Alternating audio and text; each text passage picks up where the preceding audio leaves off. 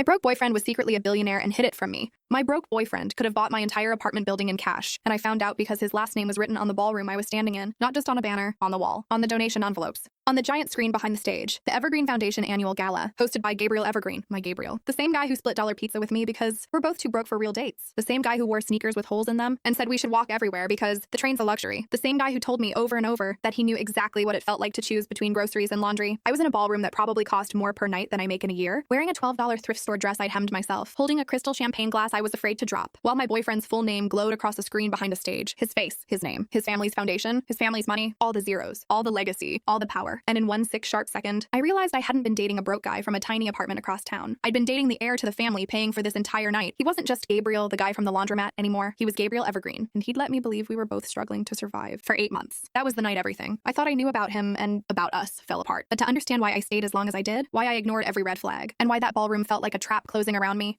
I have to go back. Back to the laundromat, back to the broken dryer, back to the handful of quarters that started all of this. I met Gabriel 8 months earlier in a laundromat 3 blocks from my apartment. Not one of those cute movie laundromats with fairy lights and plants. This one had buzzing fluorescent lights, cracked tile, and machines that sounded like they were planning a murder. It smelled like detergent, metal, and something that had definitely burned once and never fully left. It was almost 10 at night. I just finished a closing shift at the coffee shop where I worked 6 days a week. My feet hurt. My hair smelled like espresso. My tips had barely covered the bills I absolutely had to pay. My last 4 quarters, my laundry budget for the week, disappeared into a dryer that made a horrible grinding noise, spun twice and died. The start button blinked once, then went dark. No, I whispered. I dabbed the button again, and again, and again. Harder each time, like maybe I could bully it into working. Nothing. That one's been stealing money all week, a voice said behind me. You've got to kick it on the left side and swear at it in Spanish. Even then, it only works like 30% of the time. I turned. He was leaning against the metal folding table, arms loosely crossed, a basket of perfectly folded shirts beside him. Plain gray t-shirt, faded jeans, sneakers with a hole near the toe, brown hair falling into his eyes. He had the kind of face that could look arrogant if he smirked. He wasn't smirking. He looked concerned, amused, tired in the way only broke people get tired. I don't speak Spanish, I said, and I'm out of quarters. He winced. Ouch. That's the laundromat equivalent of getting your card declined in front of a line of people. Been there too,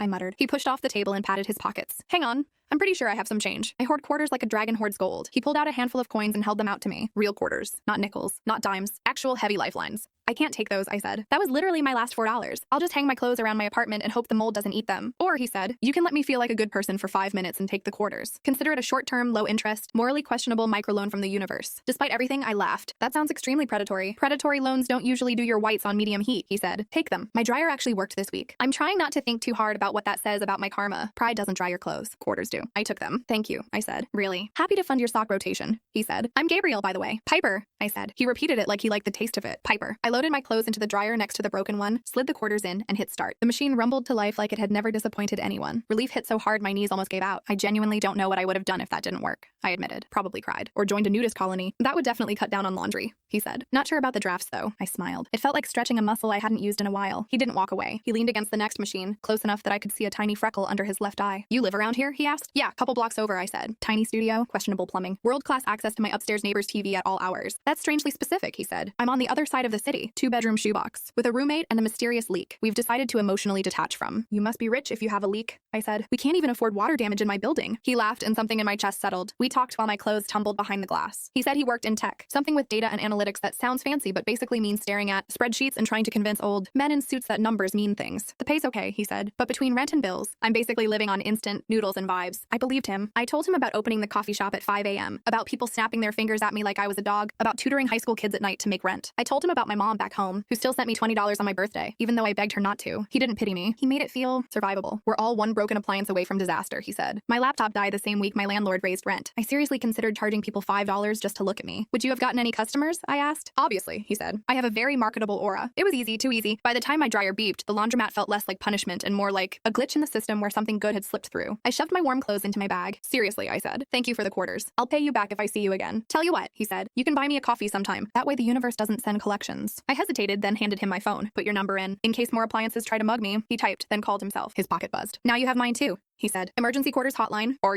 someone to complain about capitalism with. I walked out into the cool night with clean clothes and a small, dangerous flutter in my chest that felt suspiciously like hope. I had no idea that hope was going to be the most expensive thing in that laundromat. Before Gabriel, my life was just math. Not the good kind, the survival kind. If I skipped breakfast 3 days a week, I could afford a bus pass. If I did laundry every 2 weeks instead of every week, I saved $12 a month. If I never looked directly at my bank balance at night, maybe I wouldn't have a panic attack. I'd move to the city with a notebook, full of lesson plans and a dream of becoming a teacher. Tuition, rent, food, all of it added up to a number my account laughed at. So I did what people like me do. I survived. Tiny studio, bed as couch, kitchen so small the fridge and oven touched. If I opened them both, chipped mugs, secondhand everything. I was weirdly proud of it. My name on the lease. My bills paid, even if just barely. So when Gabriel texted the next day, I stared at my phone for a full minute before replying. Gabriel: so, has the dryer recovered from its life of crime? Piper: jury's still out. It's on probation. Gabriel: what about you? On a scale of 1 to I'm moving to the woods to eat berries, how done are you with the city? Piper: somewhere between I will sob into a bagel and I'm going to marry a rich stranger for dental insurance. Gabriel: bold of you to assume rich people have good dental plans. Want to walk in the park later? I'll bring coffee. You bring your tragic stories. We'll call it even for the quarters. I had an early shift the next morning. Tutoring work to prep, laundry to put away, but also this quiet, annoying feeling in my gut that whispered, you're allowed to have one good thing. Piper: fine,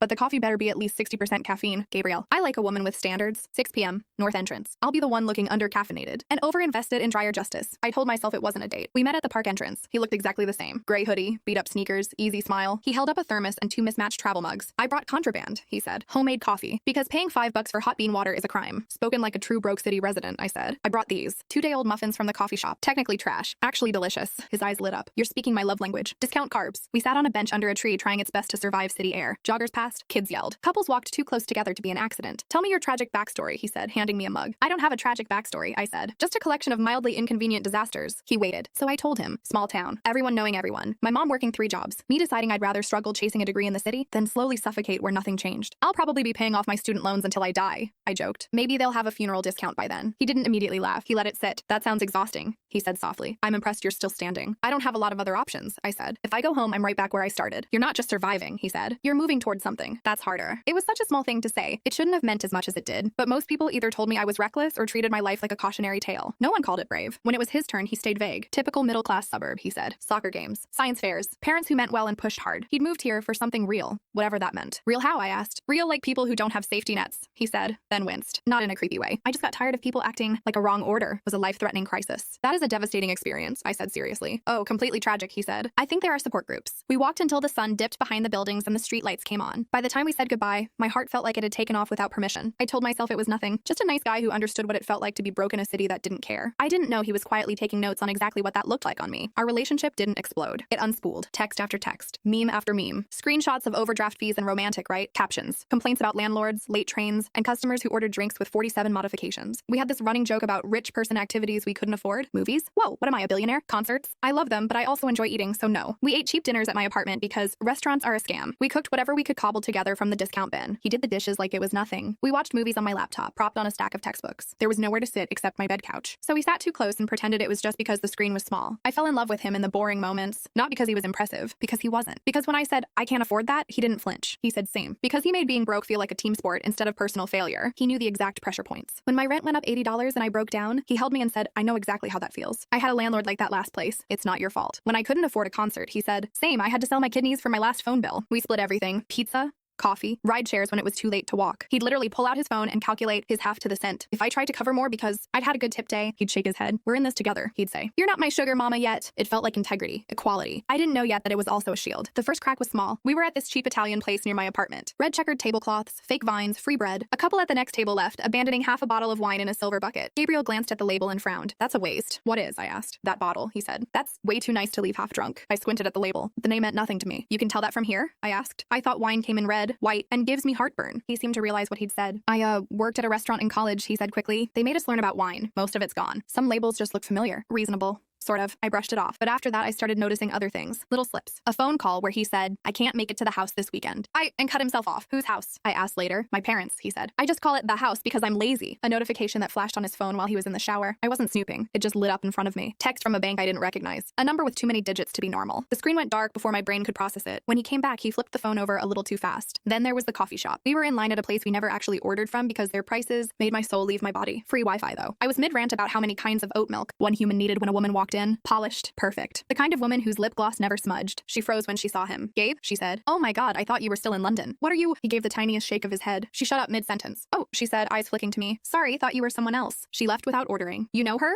I asked. No, he said too fast. Maybe I just have one of those faces. He made some joke about accidental intimidation. I let it go. Because when you really want your life to make sense, you will bend reality to fit the story you like best. The biggest crack, though, was the hoodie. The gray one. The one he wore constantly. The one I cried into. The one he said he'd had since college. One cold night, he fell asleep on my bed couch. I slipped the hoodie hoodie on to make coffee. In my kitchen light, I saw the label, not some random brand, an embossed name I didn't recognize. Tiny logo, subtle stitching. I Googled it. The hoodie cost $800. $800 for something he treated like it came from a clearance bin. I stood in my tiny kitchen, wearing an $800 hoodie over a thrift store t-shirt, and my stomach dropped. Maybe it was fake. Maybe it was a gift. Maybe he bought it before his life supposedly went downhill. Or maybe I didn't know him at all. I looked at him sleeping on my bed, hair sticking up, mouth slightly open, blanket kicked half off. He looked exactly like my Gabriel. For the first time, I admitted to myself that I might not know who that actually was. I didn't say anything. Not that night. Not that week. I watched. His cheap sneakers had the kind of stitching and design I'd only seen on designer pages. His watch, which he always shoved into his pocket when he came over, looked heavy and expensive. His old phone was the newest model. And in 8 months, I had never been to his apartment. Every time I suggested it, he had an excuse. My roommate's sick. They're doing construction. Your place is cozier.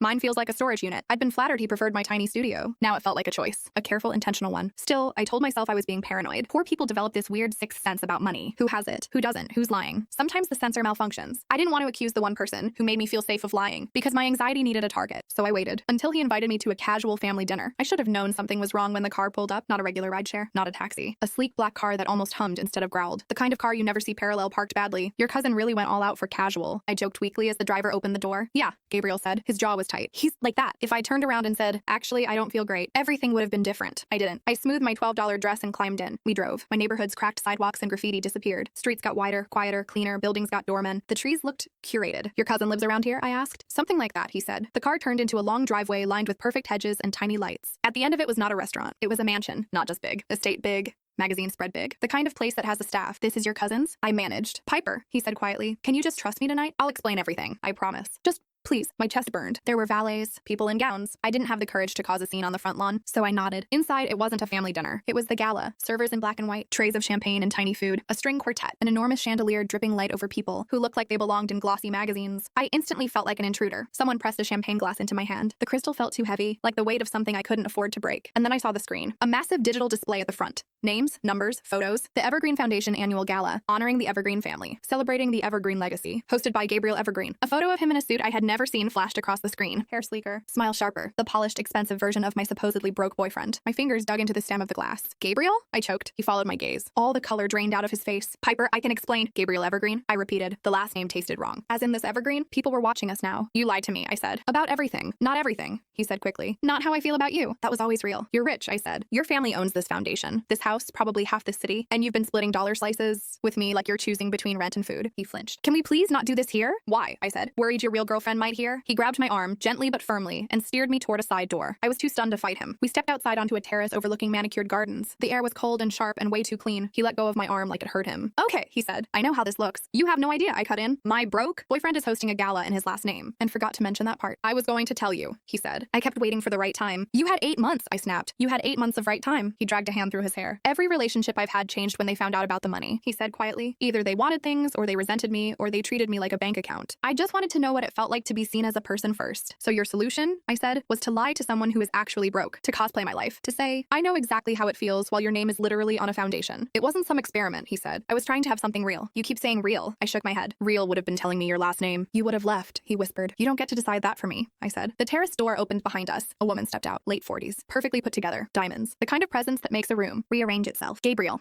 she said. There you are. We're starting soon. Her eyes slid to me. Quick assessment, dress, shoes, hair, value, low. And who is this? She asked, smile polite and icy. Mom, he said, voice stiff. This is Piper, my girlfriend. Her smile tightened by a millimeter. Lovely to meet you, Piper, she said. It sounded like a lie. She turned back to him. Your father wants you to mention the new Evergreen initiative in your speech. Don't forget. Then she disappeared inside. You have a speech? I asked. My voice didn't sound like mine. It's just a few words, he said. I do it every year. Every year, I repeated. How many of those years did you spend eating instant noodles for the aesthetic? Piper, please. You looked me in the eyes while I cried about money, I said, throat tight, and you told me you understood. You said you knew what it was like to choose between groceries and laundry, to feel small in a city built for people with more. I wanted to understand, he said. I tried to live like, no, I cut in. You played at it. You put on my life like a costume and took it off when you got tired. You chose to pretend to be broke. I swallowed hard. I am broke, I said. That's the difference. You could have ended any of those nights with a phone call. I couldn't. We stood there in brittle silence. Inside, through the glass, people were taking their seats, the screen still glowing with his name. What now? I asked finally. You go give your speech, then come back out here and see if I've cooled off. You take me to some fancy dinner and hope the dessert makes me forget you lied about who you are? I don't know, he said hoarsely. I just know I don't want to lose you over this. You should have thought about that 8 months ago, I said. He reached for me. I stepped back. Don't, I said. I'm leaving. I'll have the car. I don't want your car. I snapped. I'll get my own ride. Maybe I'll splurge on the train like a real poor person. His face crumpled. I walked back through the ballroom, past the gowns and suits and Crystal and his last name on the screen. I handed my untouched champagne to a passing server, pushed through the front doors, and ordered a rideshare I absolutely couldn't afford. I cried the entire way home. Grief over a relationship that's technically still on is weird. For days, my phone lit up constantly. Piper, please. Answer. Let me explain. I'm so sorry. I'll tell you everything. I looked at his name and felt sick. I turned my phone off and buried it in my laundry basket like I could bury the whole mess. 2 days later, my best friend Jordan showed up with takeout and the expression she reserves for we might need to burn something down. I told her everything. The laundromat, the ramen, the hoodie, the bank text, the gala, his mother, the speech, the name on the wall. Wow, she said when I finished. He really committed to the bit. 8 months, I said. I didn't even know his last name. She turned my mug in her hands, like she was deciding if throwing it would be satisfying or just create more work. Okay, she said. So he sucks. Yes, I said. But, she added, he sucks in that specific rich boy with feelings way. He didn't lie to steal from you. He lied because he's terrified no one will ever love him without the money. That doesn't make it better, I said. No, she agreed. It just means he's not a scammer. He's a coward. She nudged my foot. You're allowed to never see him again, she said. Block him, change your number, only refer to him as that hoodie guy forever. Totally valid. I stared at the wall. And, I asked, and you're also allowed to not decide yet, she said. You don't have to forgive him. You also don't have to tattoo I hate Gabe on your forehead tonight. You can wait, breathe, see if there's anything underneath. The performance that's actually real? What if I can't tell? I whispered. Then you don't move, she said. If you can't tell he hasn't shown you enough yet, I didn't answer his calls for a month. I went to work,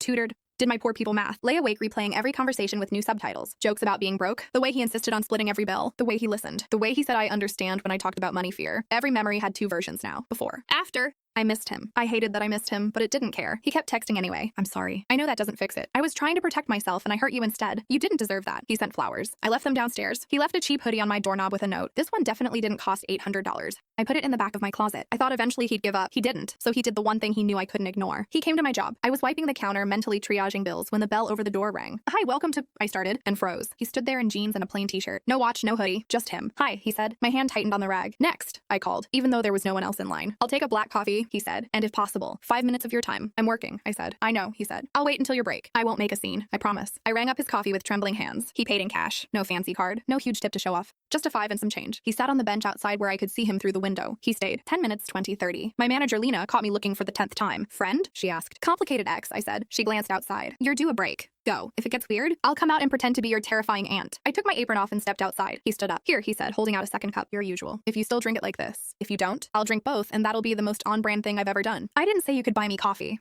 I said. But I took it. My hands needed something to do. We sat. For a moment, we were just 2 people on a bench while the city moved around us. I've been doing a lot of thinking, he said. Congratulations, I said. He flinched but nodded. I deserve that. He took a breath. You were right, he said. I can't pretend the money isn't part of who I am. I've been trying to act like it's separate, like if I just ignore it hard enough, I can be a normal broke guy. That's not real. And it wasn't fair to dump that illusion on you. You lied, I said. That's what it was. I lied, he agreed, because I was scared. Not just of people using me, of becoming the person my parents want me to be. He looked down at his coffee. My dad wants me to take a bigger role at the company, he said. There's a job waiting for me. More money, more power, more everything. And 100 strings attached. Who I date, how I live, what I post. It's all part of their image. That sounds awful, I said. It is, he said. But it's easy. I don't have to make choices. Just follow the script. When I met you, I was already halfway out the door of that life in my head, but still letting them pull the strings in reality. He glanced at me. You were the first person in a long time who didn't care about my last name, he said. You cared that I had quarters. Romantic, I muttered. For me it was, he said. It felt like you were seeing me, so I panicked. I thought if you knew who I really was, you'd either see me as a walking credit card or as a symbol of everything that hurt you. So you invented option 3, I said. Pretend we're the same. I did, he said, and it was wrong. I'm not telling you this because I want a medal. I just need you to know I told my family no. No to what? I asked. No to the job, to the plan, to letting them decide what my life is, he said. I told my dad I'm not taking the position. I told my mom to stop trying to set me up. I told them I'm done being a brand. How did that go? I asked. Badly, he said. My dad thinks I'm throwing my life away. My mom cried. My sister called me an idiot. But when you walked out of that gala, I realized something. What? I asked. I did the thing I was most afraid of other people doing, he said. I used your trust to protect myself. I already lost the real thing I wanted by lying. So what was I actually saving? The back of my eyes burned. I don't want to be your redemption arc, I said. I don't want you to fix your life just to win me back. You're not, he said. I started this because of you. I'm continuing it because of me. I don't want to wake up at 50 and realize I lived a life designed by my parents' PR team. We sat in silence. I can't just stop being hurt, I said quietly. Every time I think about you, I see that screen. Your name. Your mother's face. I know, he said. I'm not asking you to pretend it didn't happen. I'm asking if you're willing to see who I actually am, with all of it on the table. No more tests. No more costumes. If your answer is no, I'll leave you alone. He swallowed. I'll probably still come here, he added. But I'll sit in the back and be weird somewhere else. Despite myself, I snorted. He smiled just a little. I need time, I said. And if we do this, it's on my terms. No surprise galas. No secret mansions. No random bank alerts on your phone with 12 zeros. Yes, he said immediately. You can call me out whenever I'm being a rich idiot. I won't get defensive. That's going to happen a lot, I warned. I'm counting on it, he said. My break was almost over. I could feel Lena watching us. One coffee, I said. We talk. You tell me everything. I promise nothing beyond that. His shoulders dropped. One coffee, he echoed. And stop sending stuff to my building, I added. The mail guy thinks I'm dating a florist. He huffed out a laugh. Okay. One coffee turned into several. We sat in parks again, on benches, on cheap takeout containers. He filled in the blanks he'd left before. Private school. Everyone's last name meant something. Birthday gifts in the form of stocks and opportunities. Being told his entire life that he had responsibilities. He told me about the girl in college who'd gone from, I don't care about money, to Pinterest boarding their future mansion the second she found out his last name. Then the one after that who made hating rich people her personality. She wouldn't even let me buy her coffee, he said. Not because she wanted to pay her own way, but because she was obsessed with proving she wasn't using me. It stopped being about us and turned into a performance about her morals. And then you met me, I said. An actually broke person. And thought, hey, what if I turn her life into a lab experiment? When you say it like that, it sounds worse, he said. That's because it is worse, I said. He nodded. I know. I told him more about my mom, about bills, about sitting in the dark in high school when the power got cut because a payment slipped. I promised myself I'd never be that vulnerable to money again, I said. I'd be prepared. Careful. I'd never let anyone see how scared I was. You did, he said quietly. You let me see it, and I stepped right into it. He winced. I'm sorry, he said, for treating your reality like something I could just try on until it got uncomfortable. We talked about class, about how he never had to pause at the grocery store to do math, how I never had to wonder if someone liked me for my last name, how those things shape you. We fought too. Sometimes he'd say something clueless about money, and my temper would flare. He'd apologize and ask actual questions instead of retreating. Sometimes I'd lump him in with rich people, and he'd wince and remind me that he was actively trying not to be one of those. Slowly, the canyon between us shrank, not into nothing, into something we could look at together and say, okay, this exists. How do we build over it? Meeting his family again was my idea. Why? He asked. You don't have to prove anything to them. I know, I said, but if we're going to actually try this, I need to see what I'm signing up for. For real this time? He agreed. This time there's no gala, he said. Just dinner. No speeches. If it sucks, we leave. I wore the same $12 dress with a blazer this time. Armor. We arrived in a normal car. No valet. Just a driveway and a door I now knew led into a whole other universe. His mother greeted us. Perfect as ever. Piper, she said. Nice to see you again. Thank you for having me, I said. Her eyes did that quick inventory thing. Again. Clothes, hair, worth. She didn't say whatever she was thinking. Gabriel's father sat in a room that looked like it had never seen dust. So you're the young woman who convinced my son to walk away from a very promising future, he said. Dad! Gabriel snapped. The man smirked, mostly joking. Nice to meet you too, I said. Dinner was stiff. His mother asked about my plans. His father asked how long I planned to stay in the service industry. As long as I need to, I said. I'm saving to go back to school. To study what? He asked. Education, I said. High school teaching. Not much money in that, he said. I'm aware, I said. That's not why I want to do it. His sister Ashley watched all this like it was a show. So, she said, tilting her head, do you ever feel out of place in our world? Ashley, Gabriel warned. It's a fair question, she said. All worlds are overwhelming if you're not used to them, I said. You'd feel out of place at my coffee shop at 6 a.m. when 30 people are yelling about almond milk. She actually laughed. That sounds like hell. It kind of is, I said. You'd survive, though. So will I. Gabriel didn't let his parents steamroll me. When his father said, it might be wise for you to choose a more compatible career, given Gabriel's position, Gabriel put his fork down. My career is not a prop in your story, he said, and neither is hers. When his mother made a comment about appearances, he said, we're the ones with the PR team. Mom, maybe appearances are your problem, not hers. They didn't magically become different people in one dinner. But when we left, his hand in mine, I realized something important. He wasn't just saying he chose me. He was proving it. In the one place that had always chosen for him. We went back to where it started. The laundromat was the same. Same humming lights. Same grumpy machines. I have something for you, he said, holding the door. If it's a hoodie, it's not a hoodie, he said quickly. I learned. We sat in the same plastic chairs. He handed me an envelope. What's this? I asked. A letter, he said. I talk in circles when I'm nervous. I wanted to make sure I said all of this without panicking halfway through. I opened it. His handwriting, it was actually a little messy, which felt unfair, filled the page. He wrote about that first night, how he'd almost kept walking because he didn't trust himself not to be weird. How my anger at the dryer was the most honest thing I'd seen in months. He admitted he'd gone there on purpose. I'd been trying to live like a normal person on my own, he wrote. Cheap food in an apartment I didn't need. Taking the bus even though I had a car. Doing my own laundry. It still felt fake. Like I could tap out anytime. Then I saw you and realized some people don't get to tap out. He wrote that he'd fallen in love with my stubbornness. That he admired how I faced reality and still found ways to joke about it. He apologized. Not just for lying about the money. For every time he'd said we're the same when we weren't. For every I understand, that was more wishful thinking than truth. At the bottom, he'd written, I can't undo the lie. I can only decide who I am from now on. I don't want you to love me despite who I am. I want you to know every part. The rich boy with messed up parents, the idiot who panics and makes bad choices, the guy still figuring it out and choose or not, with your eyes open. If I lie about this again, I don't deserve another chance. If I start performing instead of being honest, call me out. If I don't listen, walk away. I'll be busy trying to be someone who deserves however much of you I'm lucky enough to get. When I looked up, my eyes were wet. He was watching me like the floor might open up. I can't promise this is going to be easy, I said. I can't promise I won't still get mad, or that I won't think about punting that stupid hoodie into a river at least once a month. That all feels very fair, he said. And I can't promise I'll stop feeling the gap between us. I went on. You will never know what it's like to stare at a bill and feel your chest tighten because you don't know how you're going to pay it. I will never know what it's like to have my name on a ballroom. I know, he said quietly. But I said, I've been falling in love with you again. With this version of you. The one who tells his dad no. The one who lets me yell when I need to and doesn't try to buy his way out of it. The one who asks instead of assuming. I took a breath that felt like stepping off a ledge. And I don't want to lose that because I'm scared. I finished. His shoulders sagged in relief. Is that a yes? He asked softly. It's a we keep trying, I said. We keep talking about money even when it sucks. We don't pretend the gap doesn't exist. We just stop pretending it's impossible to build over. He smiled, slow and a little shaky. I can work with with that, he said. We didn't kiss in the laundromat. Too cliche. We walked outside instead and just kept walking. Past my block, past his train stop. Through streets I knew by heart from all the nights. I walked them because I couldn't afford not to. His hand brushed mine. I let our fingers tangle. Our life together doesn't look like some glamorous rich boy, poor girl montage. I still live in my tiny studio. He still spends more nights there than in his own place, sitting on my bed couch eating takeout and complaining about my upstairs neighbor's taste in reality TV. We still split a lot of bills. Not because he can't pay, because I need to know I can. Sometimes he forgets and orders delivery without checking prices. I remind him. Sometimes I let stubborn pride talk and refuse help when I actually need it. He calls me on that too. Sometimes his family is awful. Sometimes I'm tired and resentful and he walks in wearing something that probably cost my rent and it hits me wrong. We argue. But now we argue honestly. We talk about money out loud instead of pretending it's some invisible thing between us. We talk about the future in terms of when we're ready, not when your parents approve. Maybe someday he'll help with my student loans. Maybe someday we'll get a place that's ours, not his or mine or his family's. Maybe his mother will eventually look at me and see more than a girl in a thrift store dress. Maybe she won't. Either way, I'll know exactly what I'm choosing. The last time someone asked how we met, I told the clean version. We met at a laundromat, I said. The dryer ate my quarters and he gave me some of his. They said it was cute. I didn't tell them about the gala, or the banner, or the 8 months of lies. I didn't tell them how long it took me to decide whether staying was weakness or something else. They didn't ask about the price of honesty, but I know. We used to split bills because I thought we had nothing. Now we share a life because we know exactly what we have, exactly what we're choosing, and exactly what it costs. The price of pretending was 8 months of a relationship built on a half-truth. The price of honesty is harder, heavier. It's awkward conversations, unflattering truths, fights about things it would be easier not to look at. But it's the only currency I care about now. And Gabriel, for all his family's wealth, for all the zeros in his accounts, is finally learning how to pay in full.